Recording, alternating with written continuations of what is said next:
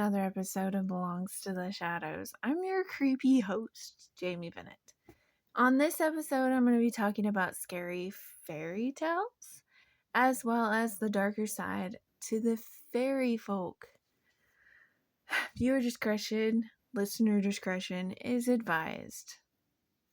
So, I hope you enjoy this episode.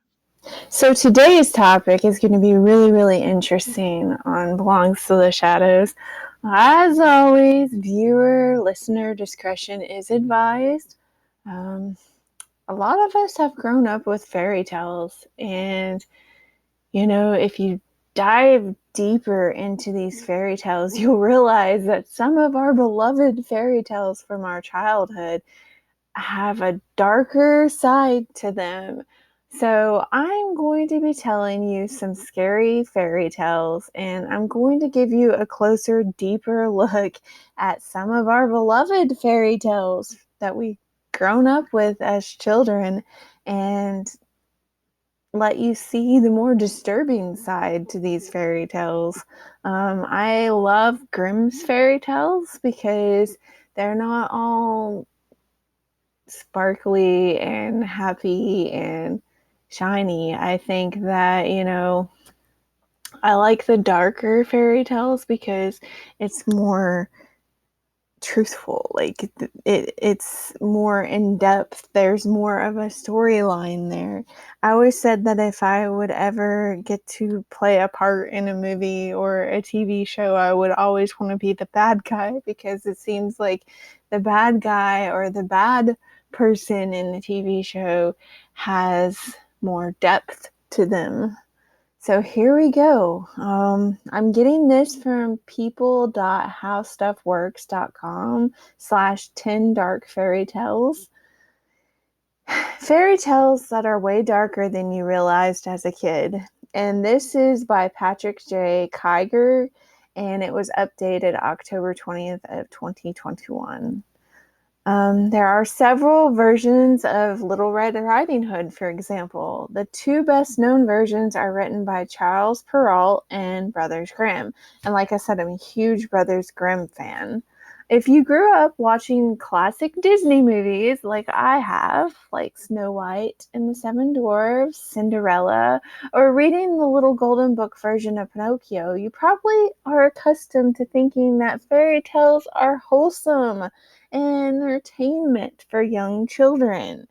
Not exactly 100% true, and that's what I'm here to do today, is burst that shiny, glittery bubble of us believing that fairy tales are innocent. And here we go.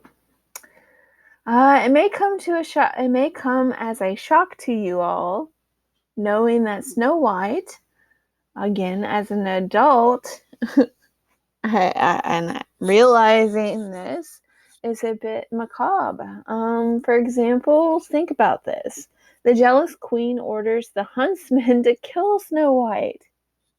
That's not pleasant. That's not all sparkly and happy. She demands that he bring back the girl's heart in a jewel box as evidence of the violent deed. Oh, wow. And that's just relatively the sanitized Disney-fied version. In the early 19th century version, however, published by the German brothers Jakob and Wilhelm Grimm, the queen wants to devour Snow White's lungs and liver. The original versions of most of these fantasy stories are filled with plot twists that belong in a modern slasher film. In part, that could be because fairy tales didn't start out as children's stories. Imagine that. Isn't that interesting? They started out as tawdry folk tales that grown-ups told for entertainment after the kids had gone to bed.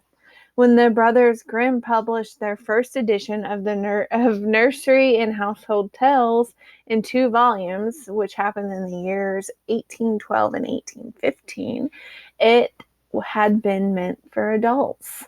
Only after disappointing sales did they decide to tone down the material and make it suitable for children.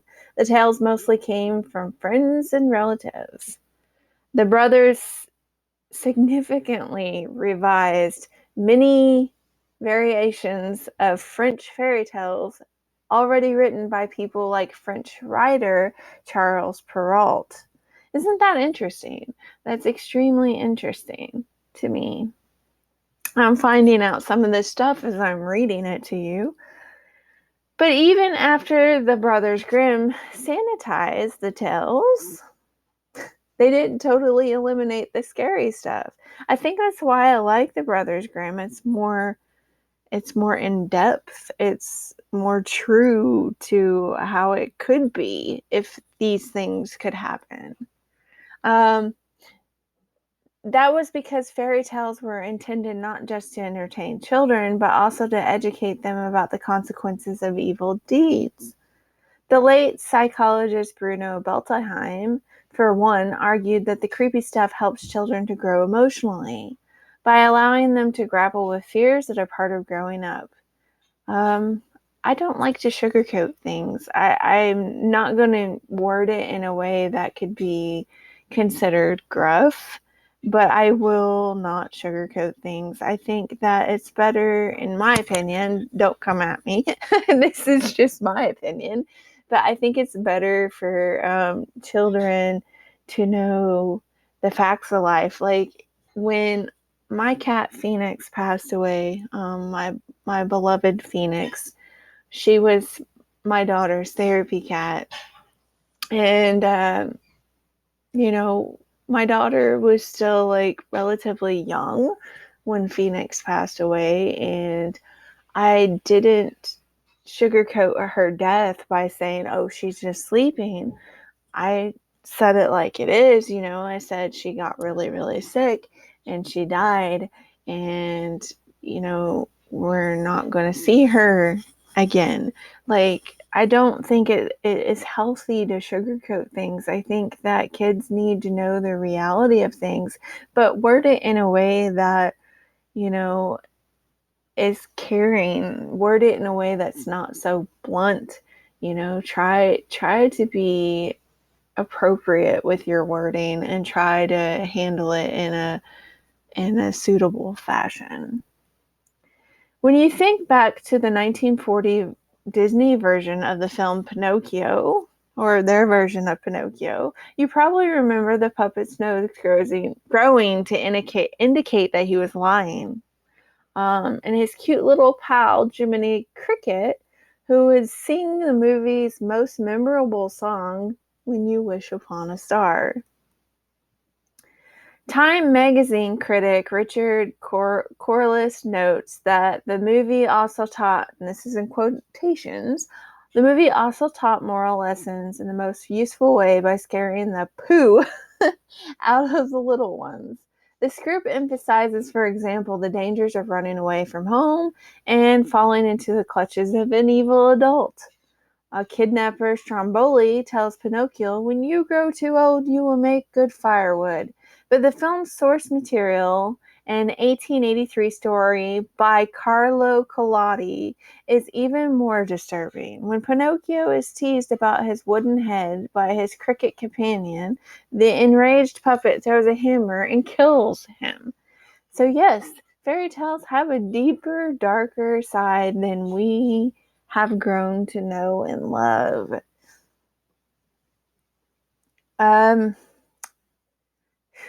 The film critic Richard Corliss praised the 1989 Disney film version of The Little Mermaid, the tale of a prince named Eric who falls in love with Ariel, the beautiful half-human sea creature, as a model of buoyancy and poignancy. But the source material, in the 1837 story by Danish writer Hans Christian Andersen. Yes, Disney did not create The Little Mermaid.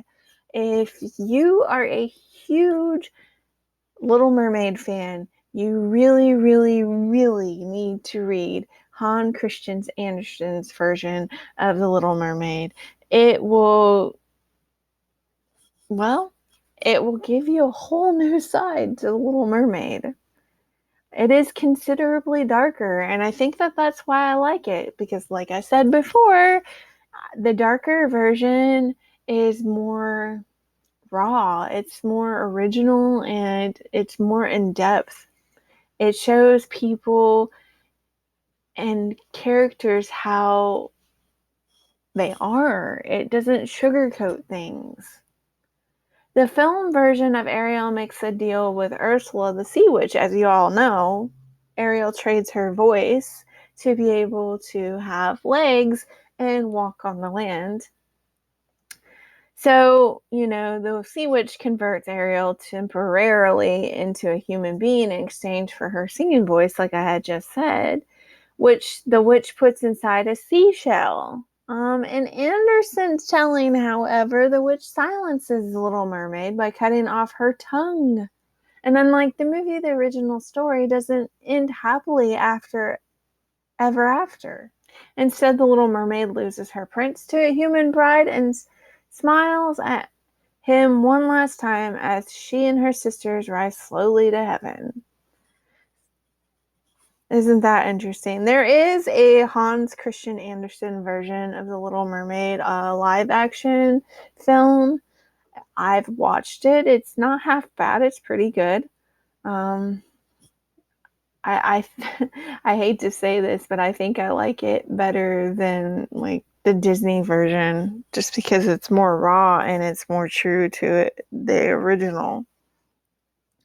The 1950 Disney film Cinderella depicted a young woman who's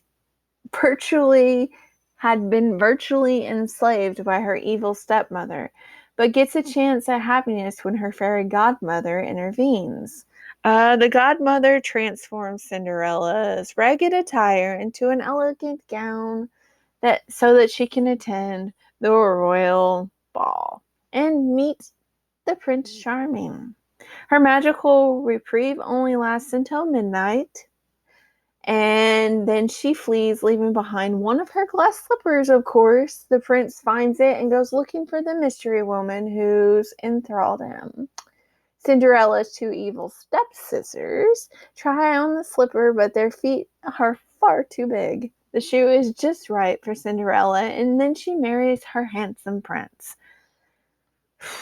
Dive deeper into that story, think about it. Yeah, that's pretty much what had happened in Cinderella or the Little Glass Slipper, the 1697 story by Charles Perrault, which ends with the stepsisters begging Cinderella for forgiveness, which she graciously accepts. Man, I wouldn't. To be honest, I wouldn't. I'd be like, no, bye, Felicia, I'm done with you. That's just my opinion. Once you burn me, that's it. But the 1812 Grimm version, Ashen Putel, is pretty horrific. The evil stepmother hands a knife to the eldest of the two daughters, Cinderella's stepsisters, and orders her to cut off her toe. Or cut off Cinderella's toe. That's terrible. For when you are queen, you will never have to go on foot, is what the stepmother tells. The prince is fooled and rides off with her until two talking pigeons lure him to her blood-soaked shoe. The younger stepdaughter then tries to fool him by cutting off her heel, but the pigeons tip off the prince again. Ultimately, when he identifies the girl of his dreams, the two evil stepsisters attend the wedding, hoping to curry favor, but the pigeons blind them by plucking out their eyes. Well, that serves them right? I hope that y'all are enjoying this so far. This is very, very interesting. Like I said, I've always loved Grimm's fairy tales, and I think that that's why I like Tim Burton a lot, because he gives you a darker view of things. It's an obscure, darker view, and I as an artist can appreciate that. I can appreciate seeing things from a different angle. There have been many versions of the vulnerable story through the ages. This is Little Red Riding Hood. So yes, there has been many different versions of this story, but all with the same basic storyline. A girl in a red cloak, of course, traveling through the woods to deliver food to her ailing grandmother, and she meets a hungry wolf. After the wolf urges her to spend some time picking flowers for Grandma, he races ahead to beat her to her destination. There he eats the grandmother, dresses up in her clothing, and lies in wait for Little Red Riding Hood. In the Grimm's fairy tale version, of course, Little Red Cap, Little Red Riding Hood is also devoured by the wolf. But she and her grandmother are then rescued by a hunter who arrives just in the nick of time. Instead of shooting the wolf, he cuts his belly open with a pair of shears, and the girl and her grandmother miraculously emerge unscathed. Now, growing up, that was the version of the story that I heard. I didn't hear the other version. So maybe that's why I can appreciate Grimm's fairy tales so much. Yeah.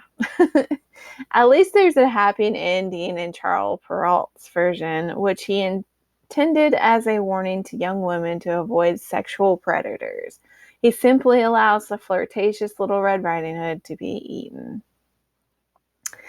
Hansel and Gretel. I've always found this story to be completely disturbing. Just think about it. I mean, hello. If you're a fan of Hannibal Lecter, the cannibalistic serial killer, and The Silence of the Lambs, of course, then the German fairy tale of Hansel and Gretel will be right up your alley. It features a villain who is very, very creepy, and equally so to the villain Hannibal Lecter, and perhaps even more insidious. A seemingly kind old woman who lives out in the middle of nowhere in the woods in an edible gingerbread house with candy. She uses that to ensnare children so that she can kill them, cook them, and eat them.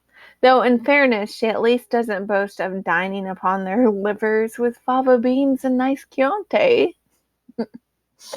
In the Brothers Grimm 1812 version of this story, she decides that Hansel would be the more succulent child and locks him up in a cage and fattens him up while starving his sister Gretel. Eventually, though, the witch decides to eat them both anyways, but is outsmarted by Gretel, who, at the most opportune moment, pushes the witch into the oven and burns her to death. So, yeah. I've always seen that story to be, very mean-natured. I've never seen that story as, like, a kind fairy tale. I've never seen it as a good story to tell children. So here we go with Snow White and the Seven Dwarfs. This one's disturbing if you think about it as well.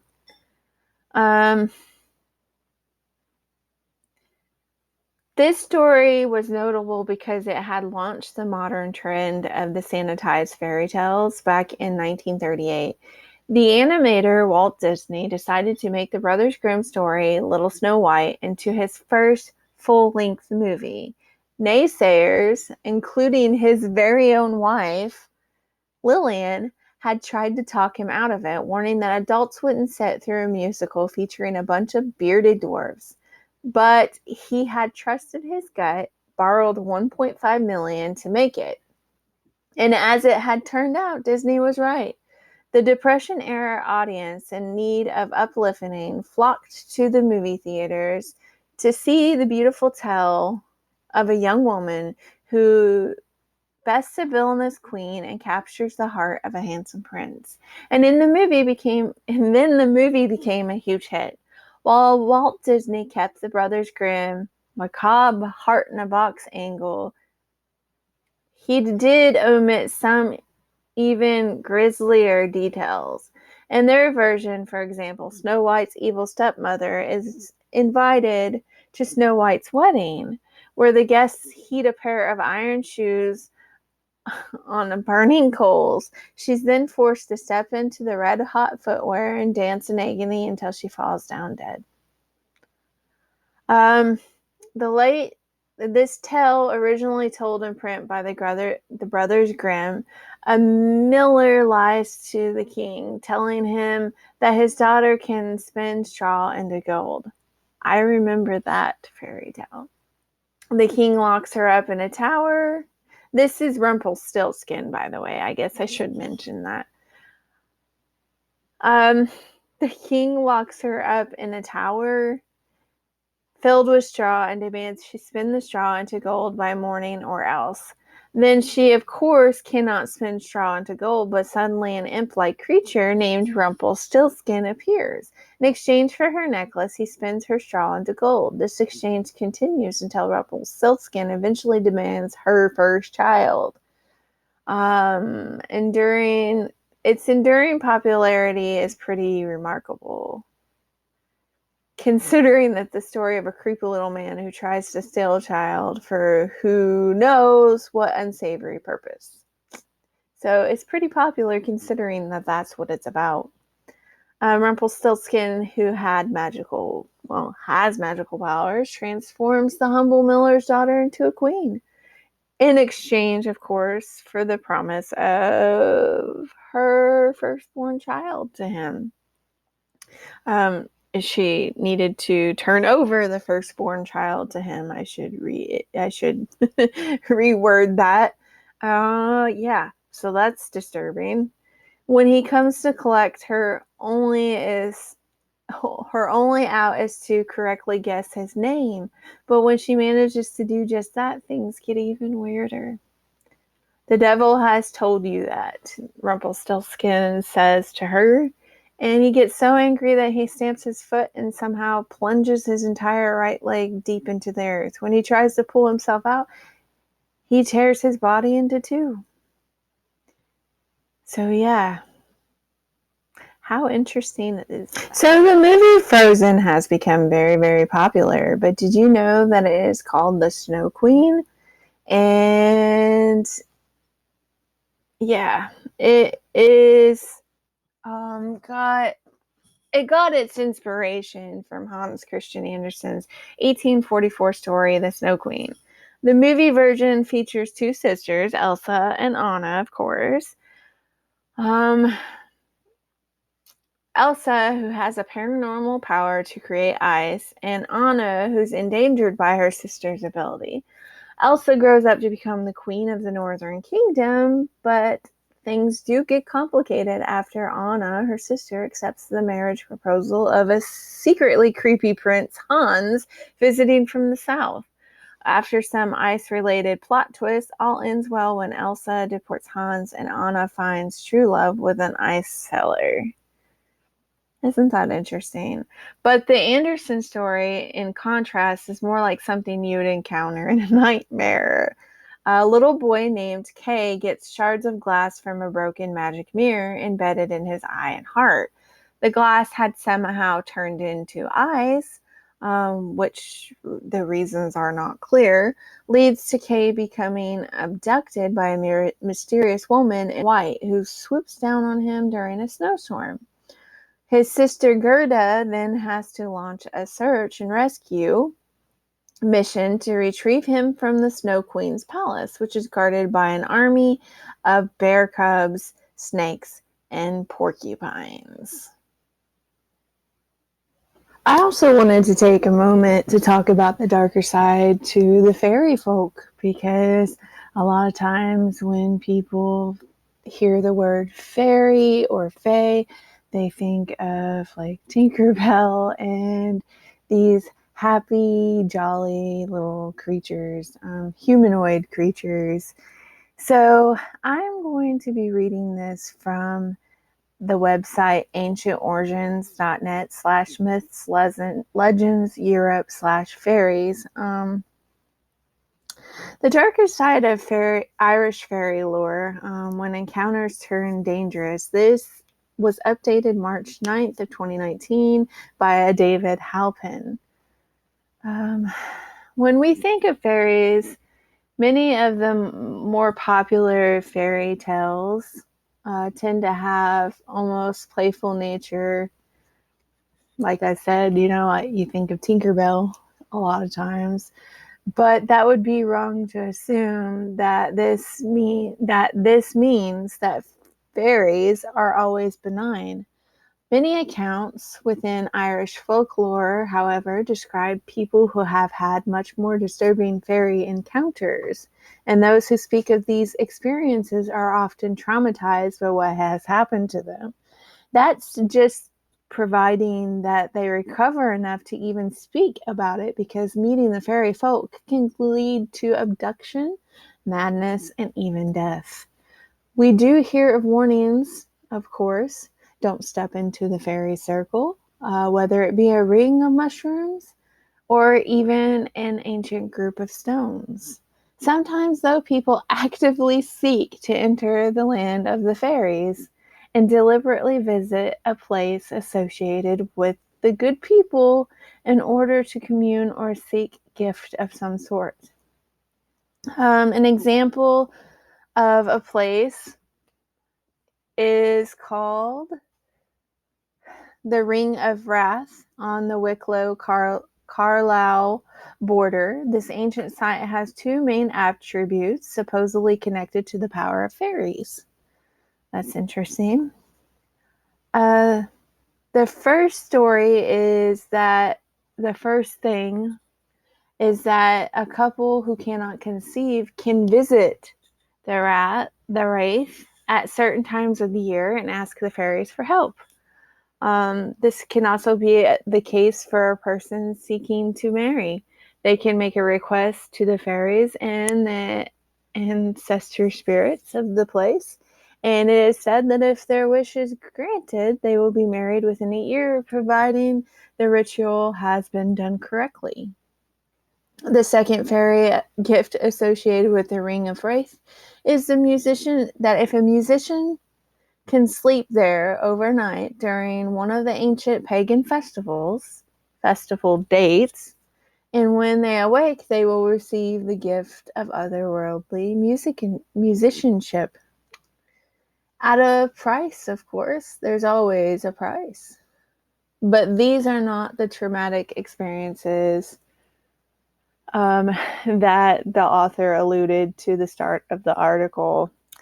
When a person or even a child goes missing, or there are repercussions which manifest in the local folklore and attitudes to the fairies.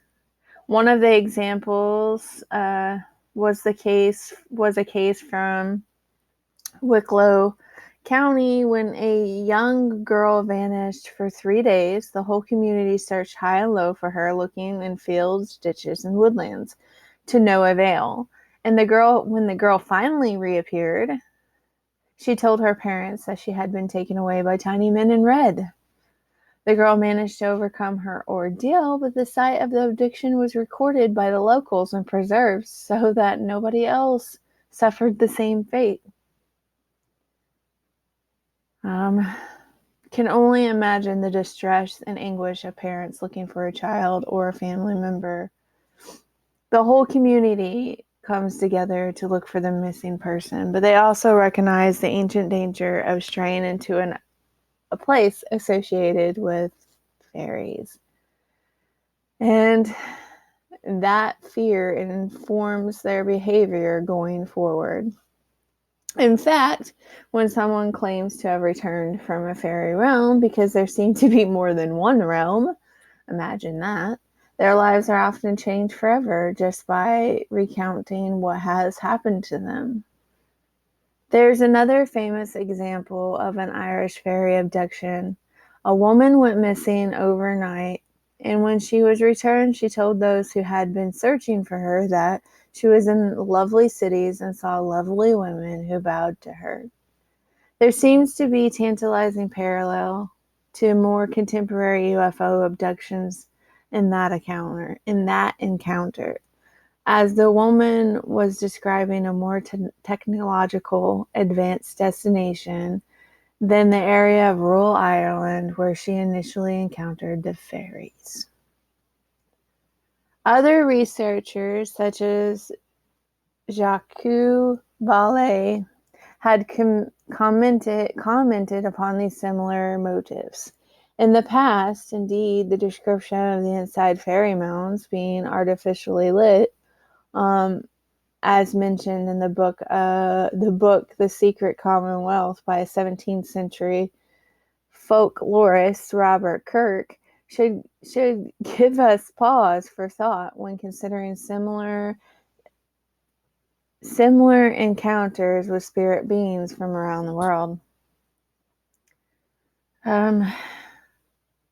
While those particular experiences do not seem to be traumatic as such, the reputation of the woman seems to have been irrevocably damaged based on how she was then seen by her neighbors.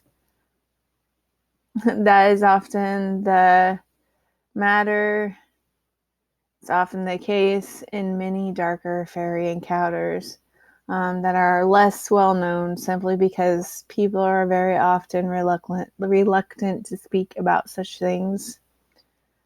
Another grisly fairy encounter concerns the fate of a Carlisle man who decided to dig in a local fairy mound because it was rumored that it contained fairy treasures. The man had begun digging and hacking away at the ditches and hawthorn trees around the mound, and before long he began to notice a murder of crows gathering in the nearby trees.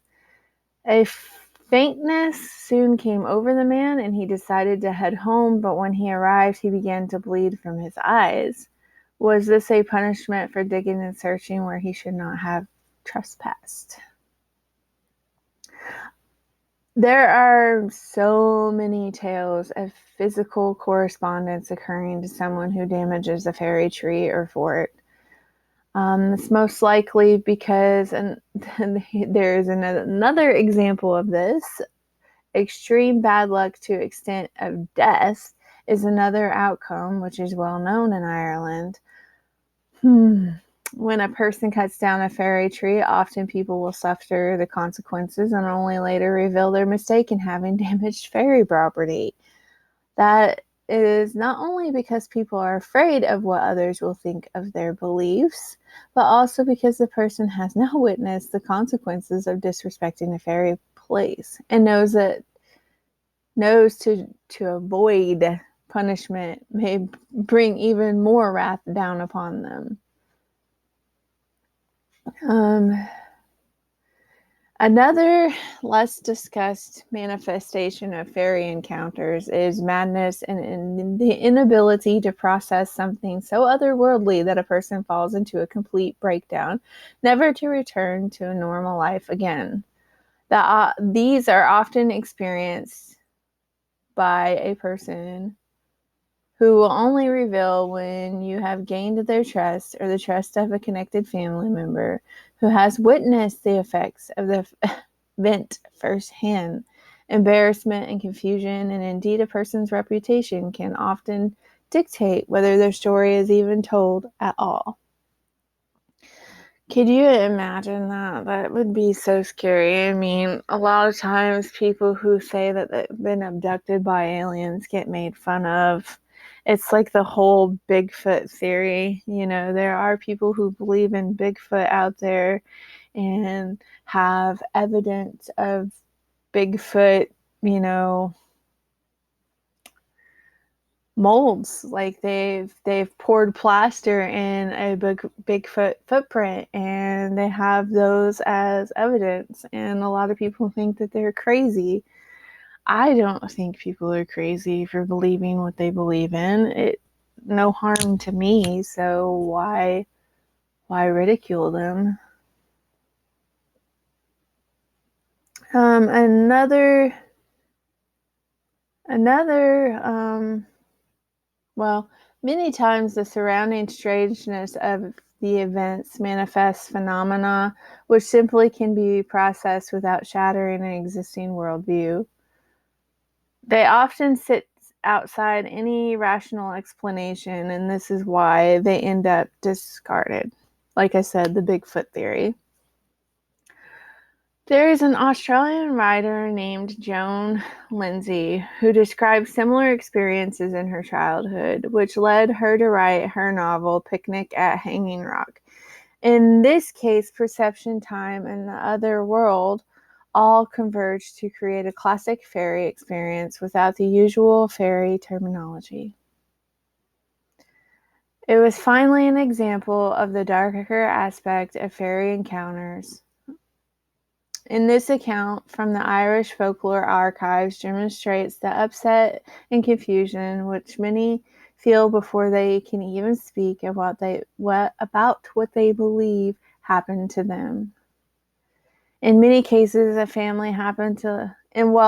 this case, a family happened to live close to the ancient fairy fort, and one morning, as a woman is using a spinning wheel, she notices a tiny person standing by the door of the house. When the woman stood up and walked to the door to investigate, she was taken away by a group of small people. When the family finally had arrived home and they noticed their aunt had vanished, they searched everywhere in the vicinity but found no sign of her. They searched the drains, the ditches, and even the fairy fort itself. It was on the third day of her disappearance that one of the family was walking by the fort when they saw the aunt kneeling next to it. She had vanished while holding a carving knife, and this was stuck in the ground next to her. The aunt could not speak for days after the return. It was only then that the family learned of her fairy abduction. So, yeah, fairies aren't always nice. And one of my favorite authors writes about the darker side of the fairy folk. Her name is Holly Black. There's actually several authors that write about the darker side of the fae and fairy folk. Holly Black just happens to be one of my favorite ones, but there's also Sarah J. Maas. She writes about the darker side of the fairy folk in her book series A Court of Thorn and Roses. In A Court of Thorn and Roses, I've read pretty much that whole series. I think I have one more book to read in that series. And then she has branched off into an extension of that series where she is writing about a particular realm in the series. But yeah, there's several authors that write about the darker side of fairy. Another one is Julie Kagwa. She wrote a fairy series called The Iron Daughter. It's a really good series. You should check it out. But Holly Black has to be among my favorite author. I love how she writes her stories. It's kind of, think of a Tim Burton type of author. She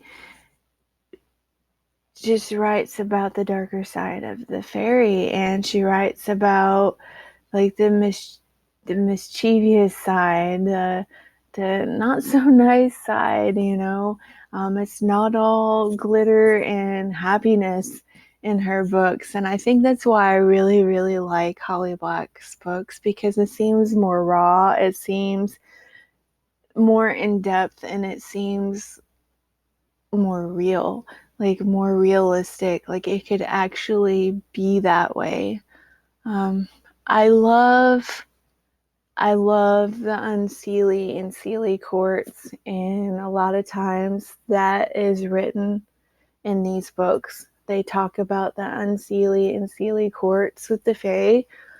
The unseelie court is the darker side of the fairy realm. It's kind of, just think of it as the dark side of the fairy realm. Think of it as the mischievous fairy folk, the mischievous, elves and gnomes, and I hate to say it, but the more sinister side to the fairy folk. And then the seelie courts includes like the summer fae and the spring fae. and it's the nicer side. Think of it as like Tinkerbell.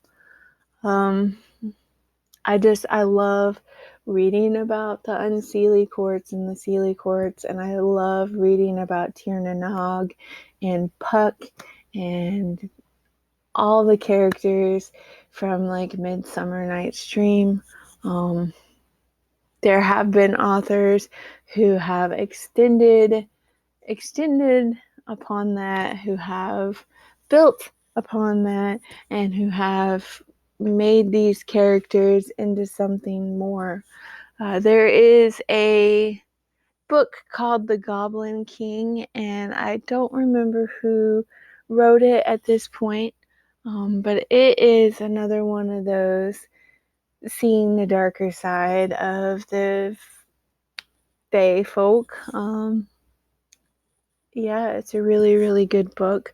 I'm not sponsored by any of these authors by any means, but I love fairy tales. I love reading about the fairy folk.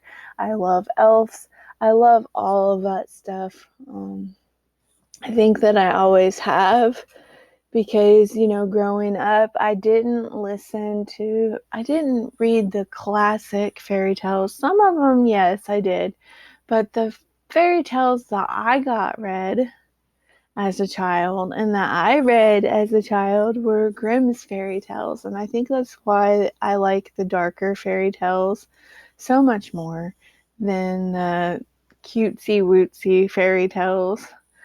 But anyhow, I will have more episodes speaking of the unseelie courts and the seelie courts and the fairy realm, because I've just scratched the surface on this. There's so much more to scary fairy tales and the darker side of the fae. So be looking for another episode talking about this in the future. And for now, I hope that you all enjoyed this episode. Until next time, stay creepy. Hope you enjoyed that episode of Belongs to the Shadows. Until next time, stay spooky.